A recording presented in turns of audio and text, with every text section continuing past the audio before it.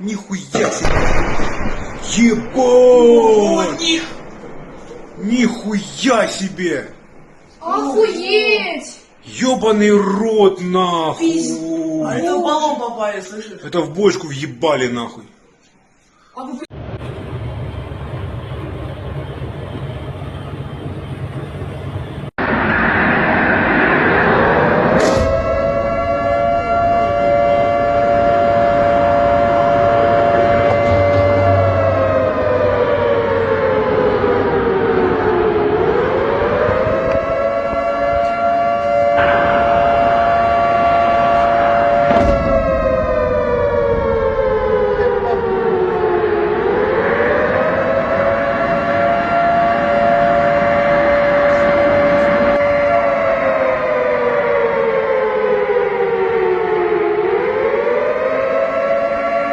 Все, попали. Все, света нет. Ёбаный в рот. Ебать!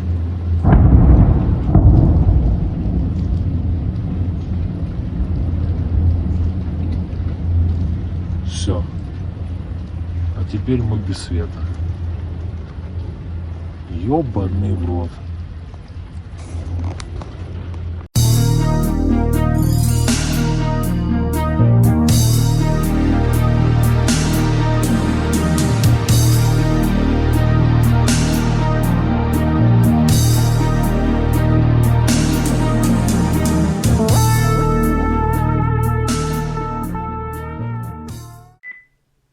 Well, hello, that's me again. Today is October 11th, 2025. It is Saturday. It's weekend. And boy, I don't even know where to start. So, as you can see yourself, the title of this video is Russian Rah Rah, but with the question mark, because I want to forestall immediately to be, you know what, I'm Russian. I'm in a very vulnerable position, being, obviously, I'm Russian American. I live in the United States. I'm US citizen. I love this country, and obviously I'm hurting horrendously when seeing what is happening to the United States, and especially things which I love dearly, you know, my family love dearly, what we, especially when we moved here in the mid-90s, and we basically were escaping the country which was disintegrating in Russia. And fact is, by that time, I already lost my country, one of which was, of course, USSR. So, and suddenly, you know, I'm finding myself in this very vulnerable position because I'm basically what is called the shard of the Soviet Empire. And I definitely am Russian, and I very keenly, you know, by umbilical cord tied to Russian culture. And Russian people are my people, you know, I cannot change the fact. I'm not Anglo-Saxon, I'm just, you know, Russian, you know, nothing could be done about it.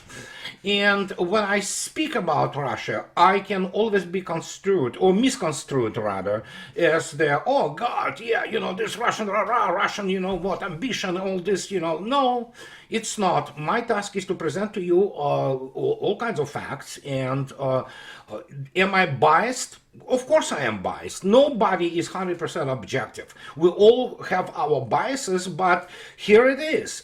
You just saw yourself in the beginning of this video as it opens itself, you know, and that's why there's question mark. Russians are really getting into the business of decommunization of whatever is left of the what is called the country 404, the best SOB in the history of the combined West after the obviously West itself, as represented by the Nazi Germany, Finland, you know, and Axis allies. That's what is happening to Ukraine today, and yeah, it's being denied its Russian communist heritage. Yeah, because when you look attentively in the history of what is known as Ukraine, which didn't exist actually really in any considerable, so to speak, manifestation,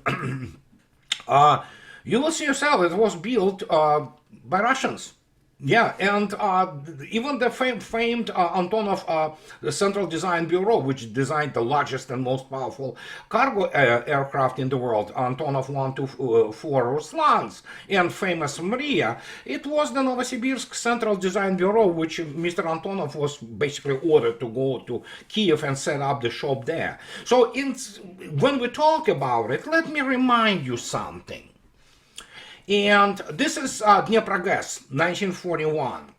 As you can see yourself, what Nazis did, because they abhorred everything those subhumans, Slavic subhumans did, they just simply blew up the famous dam on the Dnieper River. You see this? And what you see here, well, it's kind of reversed. You can see yourself the machine hall where the turbines are to the left of it. This is 1941. This is what Germany did to pretty much all European part of the Soviet Union, killing 27 million people, most of them, more than 17 million people being civilians. And again, if we talk about Germany, it obviously was Axis, it was European invasion. And so now Russians begin to do what they do. I mean, if they wanted decommunization, if they want to, getting rid of everything Russian, so be it. But obviously, you can see yourself, this is the 21st century. This is actually the what happened yesterday. You can see yourself, that's called the high precision weapons. And it's not only geranium drones, it is kinzhals, for example, and other types of the munitions which flew in and basically stopped this Dnieprogas, which is the major hydroelectric dam in Europe, stop operating. And it's obviously, that means what? There is no electricity for Ukraine and for all kinds of the things which they try to produce and try to throw it at Russian civilians. Now, as you can see yourself, the generating capability was reduced dramatically, but obviously the dam itself stays open. It's not open, I mean, it's open for the traffic and it's not destroyed, because obviously nobody wants this catastrophe, which will be the flooding of the Dnieper downstream. And so that's one of the actually methods of Russia dealing with the situation of what Europe primarily and United States conceived against Russian people. And that goes without saying, that will continue. And just to give you a seat rep before we are going into any kind of the discussion on this Rah Rah thing, let's take a look attentively what is happening. And again, keep in mind, when I put up those schemes, they are lagging. They are lagging by several days. By the time I speak to you, like right now, things changed already dramatically, but at least this is something to work with. Marat Khairulin and Colonel Popov didn't provide today their latest maps, so we're gonna go with this famous website, which is really credible. And let's take a look first at our tally. And the tally for yesterday, actually, as you can see yourself, this is Ukraine losses for yesterday. Yeah, it's back to, again, the number of the KIAs hovers about the same, about 1,500 give and take, up and down a little bit daily now. And why I also underlined the UAVs. You see, the UAVs are highlighted in yellow, and it's from the start of the special military operation. Those UAVs, 89,433. Now, when we talk about those UAVs, these are not your small Mavic, whatever the UAVs you use in the tactical basically zone. No, these are UAVs which are considerable UAVs and which are capable of flying deep into Russian territory. And this is what basically to corroborate my numbers, but it's not just my numbers. It's that, for example, Russia produced throughout the whole special military operation around, give and take, 131,000 air defense missiles. This is beyond the capability of the combined West. It's pretty much 2 orders of magnitude more, and this actually reflects itself across the board with all kinds of other systems. And if you take a look at also tanks and APCs, which is 25,446 within their 1300 days roughly of their special military operation, huge portion of those APCs are APCs such as obviously Bradley, and of course all kinds of the NATO APCs, and this is basically demonstration to you of the demilitarization of the combined West, and that is why things change, because obviously, well, people call it rope-a-dope, which it was, you know, for the basically, you know, simpletons, average Jaws to explain that what is happening, and now the rope-a-dope is pretty much over, and things continue to develop for Ukraine extremely badly, and we are talking about not only just Ukraine, we're talking about NATO. And as you can see yourself, let's take a look at the Konstantinovka map. And again, keep in mind, this is basically the maps which lag, but okay, here we are. It's for yesterday, and as you can see yourself, what is Kliman-Byk, which is the to the rightmost circle, that thing, this concentration of up to 4 brigades have been completely annihilated. You can see yourself this night party, and that means what? About 4 brigades, including the creme de la creme of Nazis, such from Azov brigades and Lutz. So we're looking at about 10,000 personnel of the armed forces of Ukraine gone. It's over. So that's one of the places. Then, of course, you can see yourself at Zolotoy Kolodets, this famous appendix, which I remember the hysterically funny screams of the all kind of the Western media, which, of course, basically genocidal maniacs, that, oh yeah, Russians took this place and then they have to retreat. Yeah, Russians retreat. They do not waste the lives of their soldiers for nothing. But now, guess what? They came back with the vengeance, and this appendix begins to, you know, protrude well into towards Andreevka. So this is one of the operational axes, if you wish, of at Konstantinovka. So we can take a look at Kursk now, as you can see yourself. Again, keep in mind, when you see this arrow from the Ukrainian side, they, you know, they go and try to counterattack, and of course, as always, they end in with their night party. That means what? They get annihilated, and the expenditure of the personnel there, it's basically the slaughterhouse which is conducted by NATO, because they cannot fight. They don't understand what modern war is. Officer corps of NATO is pathetic. Actually, they don't understand what operation planning is, and what they do, they try to achieve some kind of the PR victory, so to speak, and they, all those, so to speak, victories, they end up with killing a lot of Ukrainian and NATO personnel. And so we just know that there was, like, I mean, huge number of Polish mercenaries. Well, in reality, a lot of them are not really mercenaries, but, you know, all kinds of people from United States, from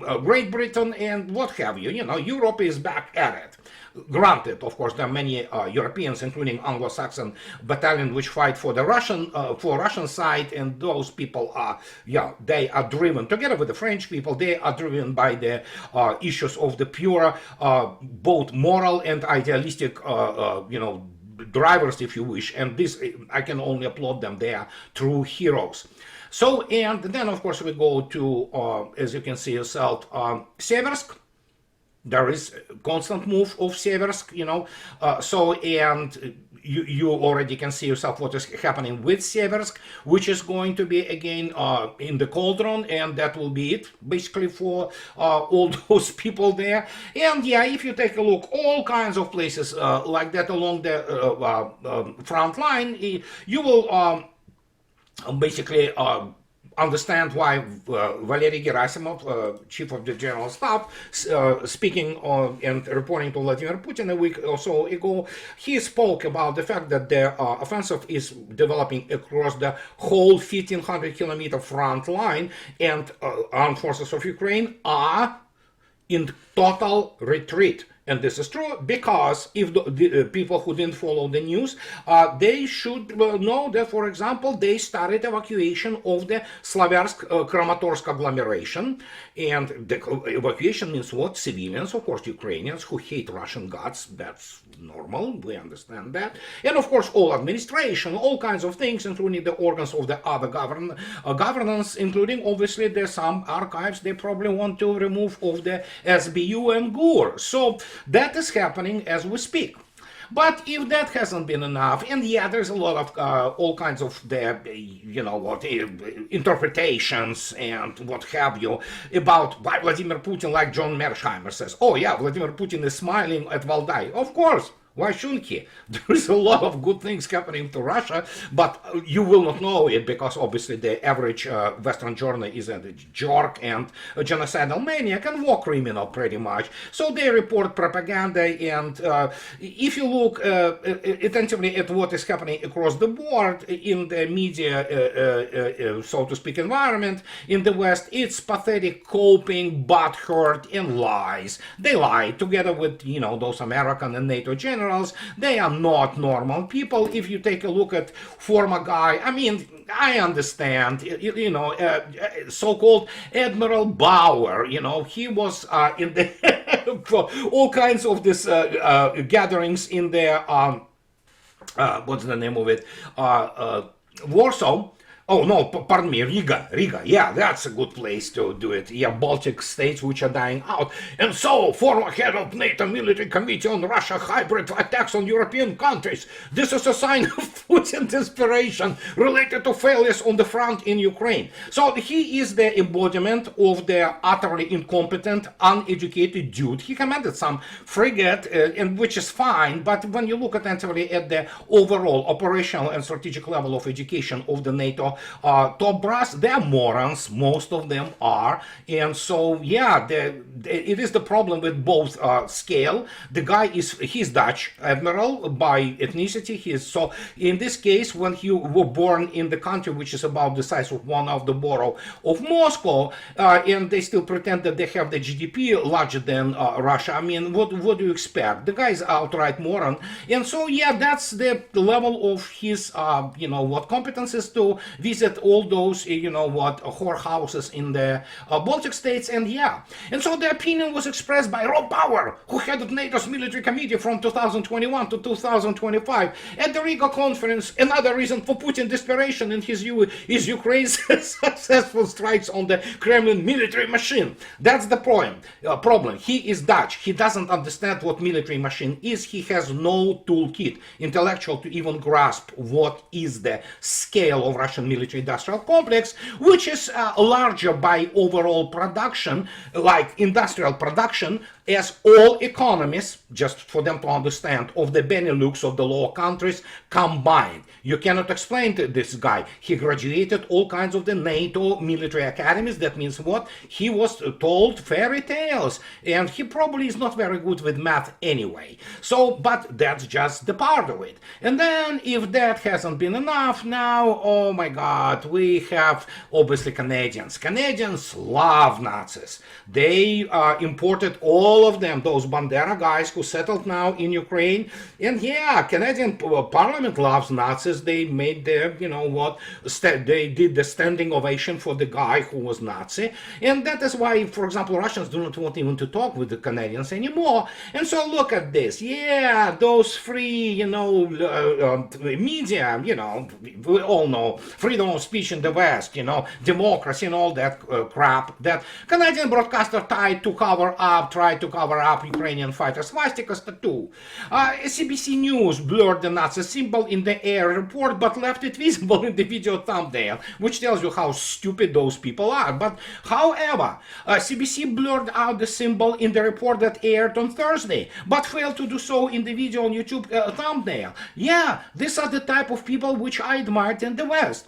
The combined West most of population, they love those Nazis. And so because they're killing Russians, and in the view of the combined West, not all of it, make no mistake, I always make this disclaimer that but majority of population, for example, of Europe, would love nothing more than Russia being broken up in pieces, Russian people indeed being reduced to what Hitler wanted, to deal with them, and of course those resources of which Europeans are really poor, to be owned by Europeans that they want to live well. Well, they're not going to live well. They're already not living well. But this is the idea. And this is why, for example, Russians are being dehumanized across the board, including by people from media and, parliaments all over Europe. Just what can I say? So this is what it is. It is all about genociding Russians. The world accepted for a couple of years the genocide in Gaza. Russians are the same, subhumans as, let's say, Gazans, so no problem. It's just that problem is that damn Ruskies, they have their massive economy and a very sophisticated one. They have outstanding scientific and academic school, and they of course have those very sophisticated, largest nuclear arsenal in the world, apart from the fact having the best army in the world. And here's the problem. Now, if that hasn't been enough, so we have this. Oh my God. So Russia to unveil new weapon soon, says Vladimir Putin yesterday, and testing of the unnamed system has been proceeding successfully, the Russian president has revealed. And this is where we're getting into this Russian Rah Rah thing, and again, I put Rah Rah with a question mark. Is it Rah Rah or is it the reality? Well, I will explain to you why it is reality and why, for example, United States and combined West, Europe doesn't even register there, lost the arms race, and they lost it by a knockout. So Russia will soon make an announcement on a new weapon at its disposal. President Vladimir Putin has said, adding that trials have so far gone well. Speaking on Friday at a press conference in Tajikistan capital Dushanbe, Vladimir Putin said, I think we will have the opportunity in the near future to break some news about a new weapon that we announced a long time ago. So it's immediately hint that it is will be the full operational capability of Petrel, Burevestnik, nuclear-powered cruise missile, which is unlimited range and it can loiter for, I don't know, days or weeks out there. So because it is nuclear-driven, and it is immediate indication of the massive breakthrough in the nuclear propulsion, which of course reflects immediately also on the space exploration. And so he says, the Russian president added that the novel system is undergoing tests which are proceeding successfully. So this is Petrel, most likely Burevestnik, taking the full operational capability and becoming moving into the serial production phase. It's a terrifying weapon, and nobody knows actually. Anybody who tells you that they know what the data is on that, they are BSing you. Nobody knows. We just know that it can fly non-stop for days. And it's supersonic. Some people say it's hypersonic at the terminal, so who knows. But keep in mind that this means what? Russians solved, finally, the problem of nuclear propulsion, which can operate both. Not only in atmosphere, but what everybody were talking about for the last few years about this nuclear attack Zeus, which means what? You suddenly will be seeing by 2030 the first test runs of this new spaceship, which is capable of actually reaching a great fraction of the speed of light. So, what is the great fraction? Hundreds kilometers per second. Hundreds, I don't know, maybe even up to 1,000. I don't know, nobody knows it. We know that it exists, prototype is being built, and finally the issue of the nuclear propulsion have been solved. Apart from the fact that Russians producing those, ginormous ion engines which are capable of pushing also all kinds of the space vehicles. So this is another thing which we have to keep in mind while we speak about it, and while I constantly say that, United States lost the arms race, and again, Europe is not even factored here, just pathetic. So here it is. This is the mission of none other than those, favorite Washington SOBs from Ukraine, and when you, oh, good Lord, here it is. I warned about it for no decade, actually. You see, and this is the effectiveness of the Patriot air defense system in Ukraine has decreased to 6%. Ex-deputy head of the General Staff of the Armed Forces of Ukraine, Romanenko, the effectiveness he talks about to 6%. Now, American Patriot systems in Ukraine now intercept only 6% of Russian missiles due to improved maneuvering ammunition compared to the previous 42%. The former deputy head of the General Staff of the Armed Forces of Ukraine, retired Lieutenant General Igor Romanenko, has stated to the Ukrainian television that they are preparing actually the Ukraine to what is inevitable and what is coming. But the point is, even 42% is grossly overstated. But again, he cannot say, he cannot come out and say that, well, reality is probably that there was more like 20%, but yeah, they need to say 42. But even now, they cannot already lie anymore. I mean, Patriot is just the, legacy system. It is obsolete, and its signal processing is obsolete, its radar is obsolete, and its interceptors themselves, missiles, are obsolete. They are not designed for the real war. I was on that for many, many years. Well, guess what? If initially people were laughing at me, now they don't laugh anymore. And let me tell you, this is the former the deputy of the chief of the General Staff of Ukraine. They cannot lie anymore. They cannot lie anymore. I mean, they try. They obviously have CNNs and Fox and all kinds of people like genocidal maniacs like Kellogg and Keane, who are sore losers. They are pathetic generals. And so they are military amateurs. So they cannot accept the fact that, guys, you failed. You failed on the historical scale. You failed pretty much the same as Hitler failed.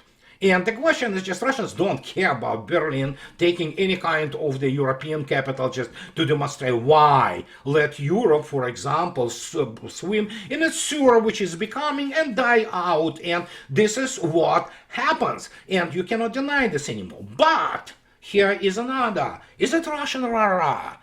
I don't think so, but let's take a look at this. And again, keep in mind, here, I don't remember what's the name of this legislative act. Johnson, I believe, that Mr. Trump wanted to, basically, he ordered the 11 icebreakers from Finland. As you can see yourself, yesterday, it's US and Finland reached a $6 billion deal to build up to 11 icebreakers, and the fact is it's really only 4 of them are supposed to be built in Finland, and they are supposed to be built, the rest of it, 7 allegedly built in the United States. And the United States and Finland signed a deal on October 9 that sets out the framework for the construction of a total of up to 11 icebreakers using Finnish design and expertise. It comes after months of negotiations. And yeah, so Canada, Finland, yeah, they have some expertise in icebreakers, no doubt about it. But you have to keep in mind, and that's actually United States mulled this.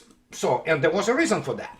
And as you can see yourself, a couple months ago, exclusive US mulled use of Russia icebreakers for gas development ahead of summit sources. So yeah, you have to use Russian icebreakers. Why? Let me explain. This is Finnish icebreaker Polaris. Finland has 9 icebreakers, and this is their best, their most developed diesel electric, obviously.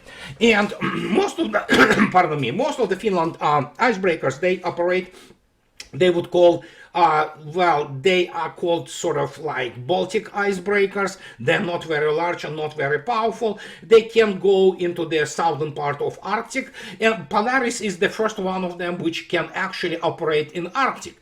And before we go, so let's take a look how Europeans define the ice class, classification. Here's classification.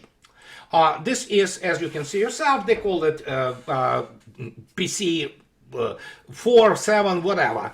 Polaris, for example, is PC4, year-round operation in thick first-year ice, which may include old ice inclusions. So they allegedly can take on over 2 meters ice.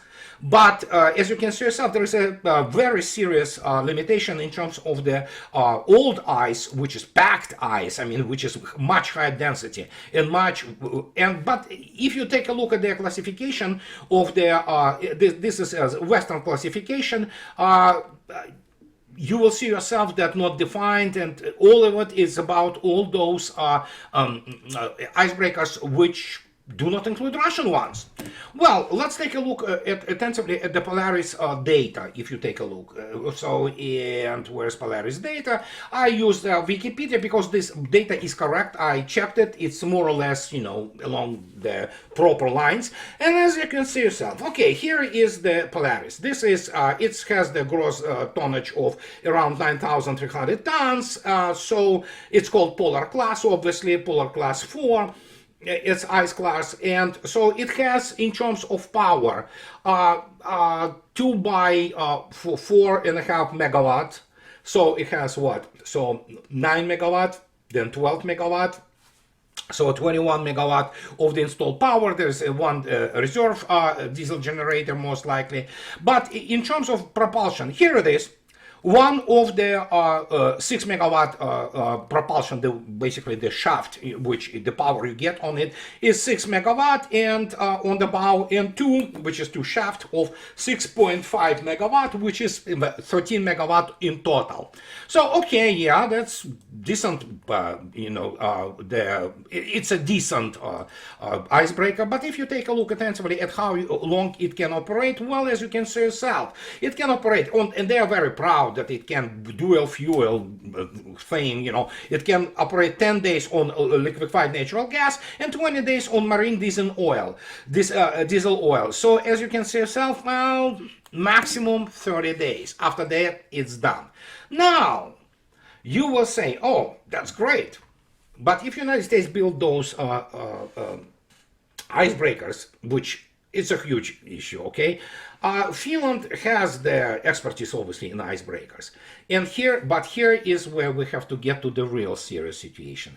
Arctic is not 1 year ice. They are huge. While, despite the fact that all those alarmists talk about that, oh my God, they lost, ice there. No, it doesn't. It still maintains a lot of ice there, and especially when you consider the fact that where those all oil fields and gas fields are located, where you need to have a monstrous power, not some tourist thingy, to get there and develop those fields. Oh, let me put it this way, that's not gonna be enough. And why? Let me show you something. And this is fun. You have to understand why you have to, if you have what, 10 days on LNG and 20 days on diesel fuel, and you can, that means what, you have the, that's it. After that, you have to go back and somehow, get those fuels. Well, Finns did build this icebreaker, which Russians operate.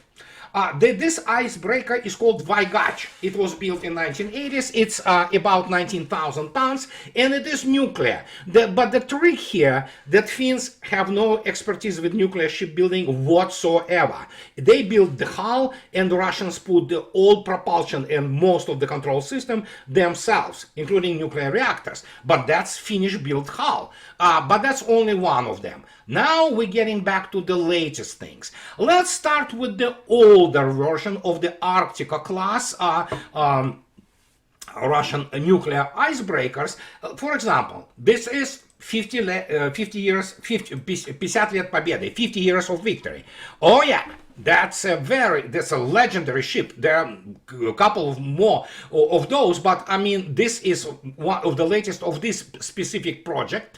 And if you take a look attentively at the data on 50 years of victory and compare to the Finnish Polaris, you will understand why I put the Russian Rah Rah with the question mark. Okay, this thing went into launch in 1993 and commissioned 2007, and look what it is. Of course, it starts immediately immediately. It's 2.5 times larger in terms of the displacement than even Finnish Polaris. It has installed power. Okay, 2 by 171 megawatts nuclear reactors. That means what? 342 megawatts. Just so you can basically use this ship to power up the whole city of about 100,000 people. So you understand the difference. This is the power. It's immense. 2 steam turbo generators, also 2 by 27.6 megawatts. It's another 55.2 megawatts just on diesel steam turbo generators. And then we have propulsion. 3 shafts, 3 by 18, 54 megawatts on the shaft. So, I mean, and guess what? What is the endurance? Yeah, 7.5 months. You know why 7.5 months? Because they will run out of food, okay? So that thing can go there for years, and that's what you need in Arctic. That's what you need to have, for people who are really serious about Arctic. So if you think that Finnish Finnish icebreakers or expertise, they do expertise, make no mistake. Wärtsilä is an excellent firm, all kinds of things. The Finns do have it, but they do not have scale, and they have no expertise whatsoever in creating the only thing which matters in the Arctic: nuclear-powered icebreakers. And then we go to the latest ones. This is the latest updated Arctica class. If you take a look attentively now, you know those things. And actually, United States Naval Institute Proceedings was already writing about the world's most capable icebreakers. And he talks about, they talk about, for example, 80,000 horsepower on the shaft horsepower. But let's take a look attentively, how do they look like, those monsters of the Arctica class. And well, let's go take a look attentively at their data. And again, as I already stated, this is very correct data. I kind of looked it up. So, okay. 2 Rhythm nuclear reactors, Rhythm 200, Rhythm 4 actually is coming soon. So it's 350 megawatt plus 2 generators, 72 megawatt, and then of course 3 shafts and each shaft it's 80,000. So it's 60 megawatt on the shaft. Endurance, 7 years reactor fuel, 6 months provisions. Yeah, you can go for 6 months and, then you simply run out of provisions. You have to get new provisions. But this is the power which you have to have in Arctic. You cannot deal with it without that power. Obviously, Russians also have this thing. It's called Sevmor-Put. It's there, all kinds of, it's a bulk carrier. Well, it carries just about anything. It's a massive nuclear-powered vessel built at Kerch during the Soviet time, actually, and late 80s. And it's almost 40,000 tons of displacement, and it's nuclear-driven. It is a massive vessel, which also, while it's ice-breaking, it's not icebreaker, but as you can see yourself by the bow, it can break ice, and it goes anywhere. But then, of course, if that hasn't been enough, Russians are already building this. It is in the construction on Zvezda shipyard. This is Project 510 icebreaker. It's called Project Leader. And what can I say? Let's take a look at what that thing is. Okay, good Lord. It's the installed power. You see, it's 2 brand new state-of-the-art Rhythm 400 nuclear reactors. It's, oh good Lord, 630 megawatt of the power on board. So it can run pretty much middle-sized American city. So that's what it is. 4 turbo generators, 4 by 37 megawatts, and 120 megawatts on shaft. So endurance, 8 months, yeah, because they're gonna run basically out of food. So they have to replenish the food. Other than that, that thing can go for 10 years and nothing gonna happen. And this all happens while Russians continue to pummel Ukraine into utter submission. And as you can see yourself, this is state radar. They don't have plumbing, they have to get water to all those members of parliament in Kiev, and it will continue. And but when you ask a question, I mean, what is Martyanov talking about? I mean, is it Russian Rah Rah? No, it's just cold hard fact. It's like you cannot explain to people that, oh my God, Russians have now the serial production. They build their own lithography machine. Oh yeah, 360 nanometers. No. Russians are already doing 90 nanometers. Once they hit 65, which they will next year, because they have already those machines ready to go, it's pretty much 90% of the necessities in the microchips across the board. So, but then you cannot explain to those people, for example, that you don't need, for example, 2 nanometer microchip to run their, well, what Russians running. And this is extremely advanced technology, which is beyond the grasp of the combined West, period. Be them in terms of the novel, newest nuclear fuels and newest reactors and things of this nature. United States may try, but as already stated, even here, forget about weapons. In terms of, you want to go into Arctic, you better have nuclear-powered fleet of the nuclear-powered icebreakers. And yeah, this is the here it is, the construction of the Arctica class. As you can see yourself, 1, 2, 3, 4, 5, 6, 7. You have another older Arctica class, and you have leader. People say that only one will be built. No, most likely it will be built more than that, but for now they're building one, and the rest of it will be looked at after the first leader goes into basically into the operations in the first line, so to speak, and then the decision will be made if to make adjust design or continue to build this thing, you know, as they were planned. Another 2 of them. Those are 70,000 metric tons displacement. They are about America's middle 1960s, 1970s aircraft carrier size and the displacement. So, is it Rah Rah? I don't know. You decide. So my task is to merely get you into the facts and to explain to you when Russians look at this Finnish Polaris, which is like, oh yeah, the greatest thing they built. Yeah, Finland is very good at building their stunning cruise ships and Wärtsilä, you know, propulsion and all that. Yeah, wonderful. Make no mistake. But Arctica is a very different game. You might as well consider it a different planet. Russians know how to operate it. And when you look attentively at that, they are the only ones who can do it. So, and this is what I wanted to tell you today and give you some food for thought for your basically weekend. And as always, those who like what I do, please subscribe to my channel. And those who can afford, please support me on Patreon or buy me a coffee too. That will keep me in this business, guys. So have a nice rest of the weekend and think about Russian Rah Rah. Bye-bye.